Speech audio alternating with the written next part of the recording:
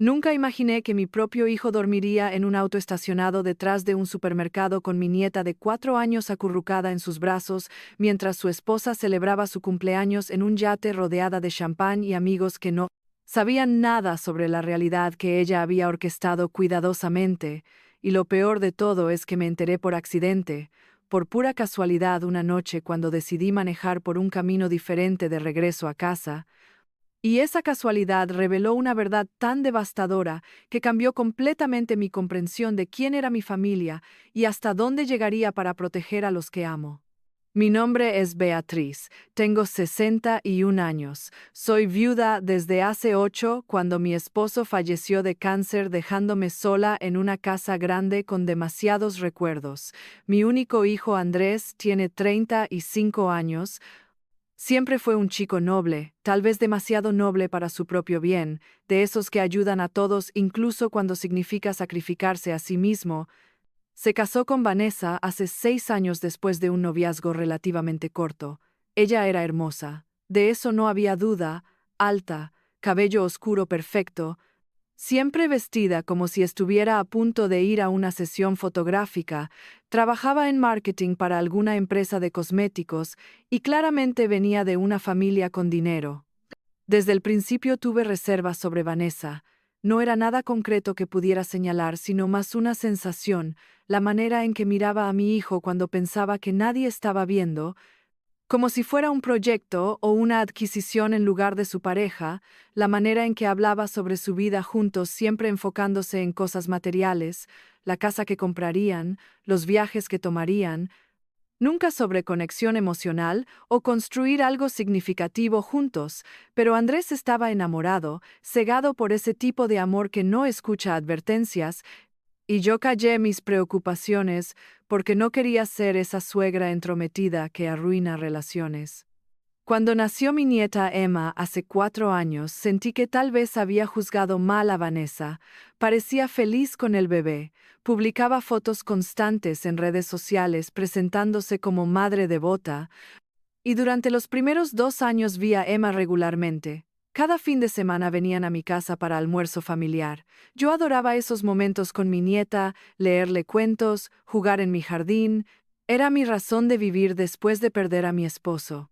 Pero hace aproximadamente un año las cosas comenzaron a cambiar de maneras sutiles al principio, las visitas se volvieron menos frecuentes, siempre había alguna excusa, Emma estaba enferma, Vanessa tenía un evento de trabajo importante, estaban renovando la casa y era un desastre. Cuando preguntaba a Andrés cómo estaba él parecía cansado, estresado, pero cuando le preguntaba directamente siempre decía que todo estaba bien, solo ocupado con el trabajo. Andrés trabajaba como ingeniero civil para una firma mediana, era buen empleo con salario decente, y Vanessa ganaba bien también, así que cuando empecé a notar que Andrés se veía cada vez más demacrado, con ropa que claramente no había sido lavada apropiadamente, con ojeras profundas, comencé a preocuparme seriamente. Intenté hablar con Vanessa directamente un par de veces cuando la llamaba para preguntar por Emma, pero ella siempre tenía prisa, siempre estaba saliendo a algún lugar o en medio de alguna reunión importante, y sus respuestas eran tan vagas que terminaba la llamada sabiendo exactamente lo mismo que antes de marcar, nada. Hace 3 meses las visitas se detuvieron completamente. Cuando llamaba a Andrés su teléfono iba directo a buzón de voz. Cuando llamaba a Vanessa, ella no contestaba, o si lo hacía era breve y fría, diciendo que todos estaban bien, pero muy ocupados. Intenté ir a su casa un par de veces, pero nadie contestaba la puerta aunque el auto de Vanessa estaba en la entrada. Comencé a sentir que algo estaba terriblemente mal, pero no sabía qué exactamente. Luego, hace 2 semanas, vi algo en redes sociales que me dejó helada. Vanessa había publicado fotos de una fiesta elaborada en un yate. Era su cumpleaños 32. Había al menos 20 personas, botellas de champán por todas partes, un pastel enorme de múltiples niveles, ella con un vestido que probablemente costó más que mi hipoteca mensual, y en ninguna foto aparecían Andrés o Emma, ni una sola. Los comentarios bajo las fotos eran todos felicitaciones, amigas diciéndole lo hermosa que se veía, lo increíble que era la fiesta, y cuando busqué en las etiquetas vi que había sido hace solo 3 días. Un martes por la tarde. ¿Quién hace una fiesta de cumpleaños en yate un martes a menos que no tenga responsabilidades reales como un trabajo o cuidar a una niña pequeña? Llamé a Andrés inmediatamente después de ver las fotos. Necesitaba saber qué estaba pasando. Su teléfono sonó esta vez, pero fue directo a buzón después de varios tonos. Le dejé un mensaje diciendo que necesitaba hablar urgentemente, que estaba preocupada, y que por favor me devolviera la llamada. Pasaron 2 días sin respuesta, 2 días donde apenas dormí imaginando los peores escenarios. ¿Estaba enfermo? ¿Había tenido un accidente? ¿Estaba Vanessa manteniéndolo alejado de mí por alguna razón? Mi mente creaba historias cada vez más oscuras. El tercer día después de dejar ese mensaje, decidí que no podía esperar más. Manejé a su casa determinada a tocar la puerta hasta que alguien contestara. Cuando llegué, el auto de Vanessa no estaba, pero tampoco el de Andrés. La casa se veía extrañamente vacía, las cortinas todas cerradas, el jardín delantero descuidado con pasto demasiado largo y correo acumulándose en el buzón. Toqué la puerta durante varios minutos sin respuesta. Luego intenté mirar por las ventanas, pero las cortinas eran demasiado gruesas. Estaba a punto de irme cuando la vecina de al lado salió a sacar su basura y me reconoció de visitas anteriores. ¿Busca a su hijo?, preguntó con expresión que parecía mitad lástima, mitad incomodidad. Le dije que sí, y ella miró alrededor antes de acercarse y bajar la voz. No he visto a Andrés en meses, solo veo a Vanessa ocasionalmente, siempre saliendo arreglada como si fuera algún evento, y la niña no la he visto tampoco. Pensé que tal vez se habían mudado, pero Vanessa claramente todavía vive aquí porque su auto está aquí la mayoría de las noches. Las palabras de la vecina me dejaron más confundida que antes. ¿Dónde estaban Andrés y Emma si no estaban en casa? ¿Por qué Vanessa seguía viviendo ahí, pero ellos no? Nada tenía sentido, y el miedo comenzó a transformarse en algo más oscuro, en pánico real. Esa noche no pude dormir. Di vueltas en la cama creando y descartando teorías. A las 3 de la madrugada me levanté y decidí que al día siguiente comenzaría a buscar activamente. Llamaría a sus amigos, a su trabajo, a quien fuera necesario hasta encontrar a mi hijo. Pero no tuve que esperar hasta el día siguiente porque a las 4 de la mañana, todavía despierta, decidí salir a manejar. A veces, cuando no puedo dormir, manejo sin destino particular. Algo sobre el movimiento y las calles vacías me calma.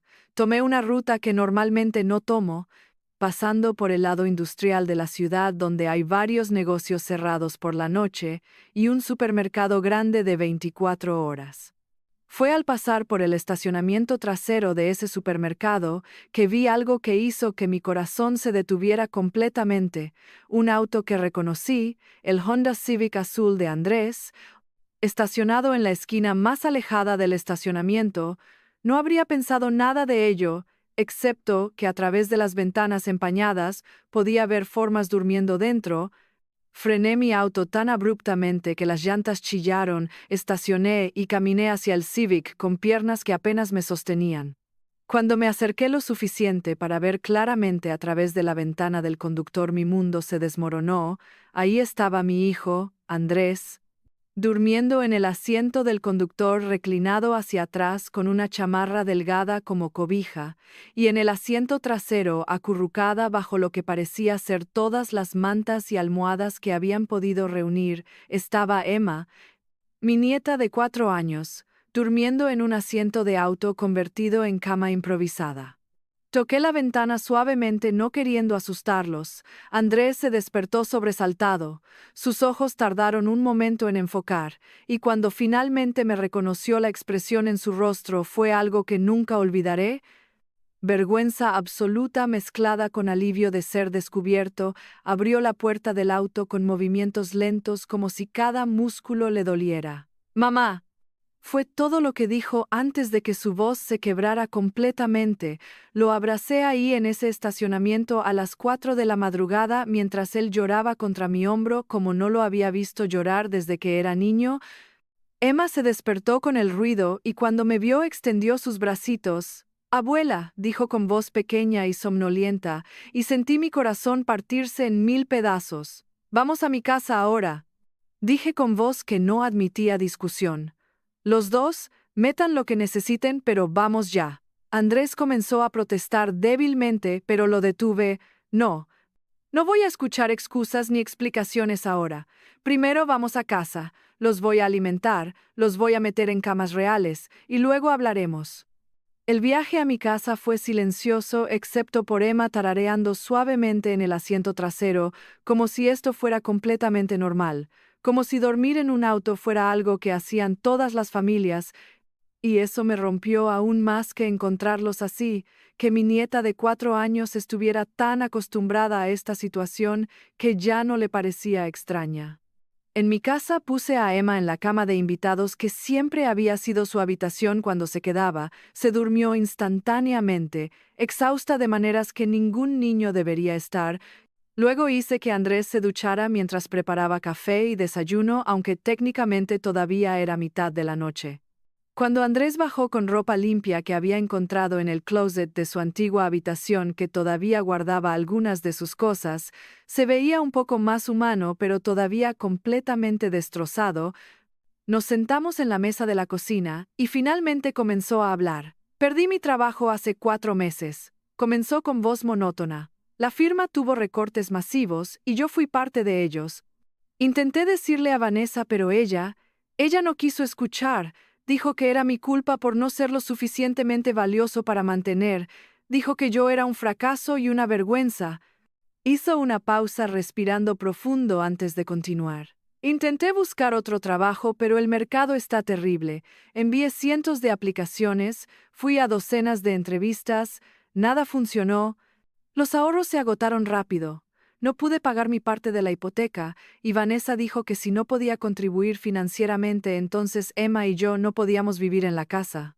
Las palabras salieron de Andrés como si las hubiera estado guardando durante meses, que era exactamente lo que había estado haciendo. Me contó cómo Vanessa lo había echado literalmente de la casa hace 2 meses, tomando a Emma porque no iba a dejar que su hija viviera con un fracasado.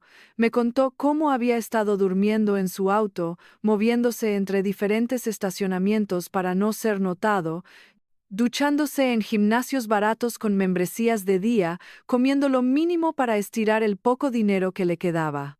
¿Por qué no viniste a mí inmediatamente? Pregunté tratando de no sonar acusatoria, pero dolida de que hubiera sufrido solo cuando yo estaba aquí. Tenía tanta vergüenza, mamá, respondió con ojos llenos de lágrimas otra vez. Soy un hombre adulto. Se suponía que debía proveer para mi familia, cuidar de mi hija, y fallé en todo. No podía enfrentarte y admitir que había arruinado mi vida tan completamente. Vanessa también me hizo prometer que no te diría nada. Dijo que si intentaba involucrar a la familia, ella se aseguraría de que nunca viera a Emma otra vez, que tenía abogados y dinero y que me quitaría la custodia completamente. Sentí rabia hirviendo dentro de mí, rabia hacia Vanessa por su crueldad calculada, pero también frustración hacia mi hijo por haber permitido que esto llegara tan lejos, por haber priorizado su orgullo sobre el bienestar de su hija. ¿Y Emma? Pregunté tratando de mantener mi voz calmada. ¿Cómo has estado cuidando de ella viviendo en un auto? La expresión de Andrés se volvió aún más miserable. Durante el día la dejaba con Vanessa. Ella insistió que Emma no podía faltar a su preescolar porque la gente haría preguntas. Así que yo la dejaba en la mañana con Vanessa y la recogía en la tarde después de la escuela, y luego pasábamos las noches juntos en el auto, comiendo comida barata, tratando de hacer que se sintiera como una aventura en lugar de lo que realmente era. Procesé toda esta información sintiendo náuseas.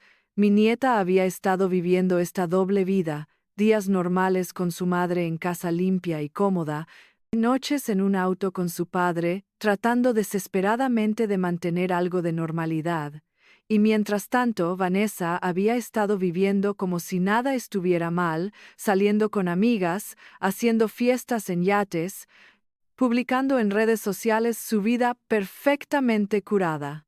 Eso termina ahora, dije con voz que había encontrado su fuerza otra vez. Ustedes dos se quedan aquí, permanentemente, tengo espacio de sobra, Emma puede tener su propia habitación real. Tú puedes recuperarte y buscar trabajo desde aquí sin presión de vivir en un auto. Y en cuanto a Vanessa, ella y yo vamos a tener una conversación muy seria muy pronto. Andrés intentó protestar diciendo que no quería ser una carga, pero lo detuve inmediatamente. Eres mi hijo, ella es mi nieta, nunca serán una carga, esto es lo que la familia hace. Nos cuidamos unos a otros, especialmente cuando las cosas están difíciles. Ahora termina tu café y vete a dormir en una cama real por primera vez en meses. Todo lo demás lo resolveremos mañana. Los días siguientes fueron sobre establecer nueva rutina. Convertí mi oficina en casa en habitación para Andrés. Emma ya tenía su habitación de invitados que ahora decoramos apropiadamente para que se sintiera como su espacio permanente. Inscribí a Emma en nuevo preescolar cerca de mi casa para que Vanessa no pudiera usarla como rehén, y comencé los pasos para ayudar a Andrés no solo a buscar trabajo, sino a recuperar su autoestima que había sido sistemáticamente destruida. En cuanto a Vanessa, esperé una semana, dejando que Andrés se estabilizara un poco antes de confrontarla. Cuando finalmente la llamé, su tono fue inmediatamente defensivo. Beatriz, iba a llamarte. Andrés se llevó a Emma sin mi permiso. Estoy considerando llamar a la policía. Sus palabras me dejaron sin aliento por su audacia. No vas a hacer eso, dije con calma helada. Y sabes exactamente por qué no lo vas a hacer. Dejaste que tu esposo y tu hija vivieran en un auto durante meses mientras tú celebrabas fiestas en Yates, y si intentas cualquier acción legal, yo personalmente me aseguraré de que cada detalle de lo que hiciste se haga público. Tengo fotos de ese auto donde estaban durmiendo. Tengo registros de tus redes sociales mostrando tus gastos frívolos mientras tu familia sufría, y tengo una nieta traumatizada que cualquier juez escucharía. Hubo silencio del otro lado antes de que Vanessa finalmente hablara con voz que ya no tenía la confianza de antes. No entiendes la situación. Andrés era el que no podía mantener su vida juntos. Yo no iba a hundir mi vida por sus fracasos. Sus palabras revelaban exactamente quién era realmente, alguien para quien el matrimonio era condicional, amor era transaccional, y familia solo importaba cuando era conveniente. El divorcio será simple, continué ignorando su justificación patética. Andrés tendrá custodia completa de Emma. Tú puedes tener visitas supervisadas si Emma quiere verte, lo cual honestamente dudo después de lo que le has hecho. No voy a pelear por pensión alimenticia ni por división de bienes, porque honestamente solo quiero que estés fuera de nuestras vidas lo más rápido posible. Puedes quedarte con tu casa y tu vida perfecta de Instagram. Nosotros estaremos bien sin ti. Vanessa aceptó los términos sorprendentemente rápido, probablemente porque sabía que no tenía posición moral desde la cual pelear.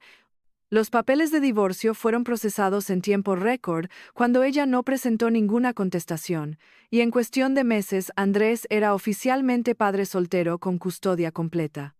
Los meses siguientes fueron sobre sanación. Andrés finalmente consiguió nuevo trabajo, no tan bien pagado como su posición anterior, pero sólido y con potencial de crecimiento. Emma comenzó terapia para procesar el trauma de haber vivido en auto y de tener madre que básicamente la abandonó, y yo descubrí una renovada sensación de propósito en ayudar a criar a mi nieta. Vanessa eventualmente se mudó a otra ciudad con nuevo novio que conoció en una de sus fiestas, vendió la casa y envió a Andrés su mitad de las ganancias con nota breve que decía: «Para Emma, era lo menos que podía hacer después de todo». Emma preguntaba por su madre ocasionalmente al principio, pero con tiempo las preguntas disminuyeron. Era triste, pero también revelador. Los niños son resilientes y se adaptan a donde se sienten amados y seguros. Ahora, 2 años después de aquella noche en el estacionamiento, Estamos los tres viviendo juntos en mi casa que ya no se siente vacía, sino llena de vida otra vez. Emma tiene 6 años y prospera en su escuela. Andrés ha sido promovido en su trabajo y habla sobre eventualmente comprar su propia casa cerca, pero no hay prisa. Y yo he encontrado que esta segunda oportunidad de maternidad y presencia constante como abuela ha llenado el vacío que la viudez había dejado. Si hay lecciones que he aprendido de esta experiencia son múltiples, que el orgullo puede ser destructivo cuando impide pedir ayuda que necesitas desesperadamente, que familia verdadera se muestra en momentos oscuros, no solo en celebraciones, que algunas personas son capaces de crueldad calculada que no podemos comprender y que nunca es tarde para intervenir cuando sospechas que alguien que amas está sufriendo. Todavía me despierto algunas noches recordando cómo encontré a mi hijo y nieta en ese auto. La imagen está grabada en mi mente y probablemente nunca desaparecerá completamente. Pero ahora cuando me levanto puedo caminar por el pasillo y ver sus puertas, saber que están seguros y calientes y amados, y eso hace que el dolor de ese recuerdo valga la pena si significó rescatarlos cuando más lo necesitaban, porque al final del día la familia no es quien te abandona cuando las cosas se ponen difíciles, sino quien aparece precisamente porque las cosas están difíciles, y yo siempre apareceré para mi hijo y mi nieta, sin importar qué.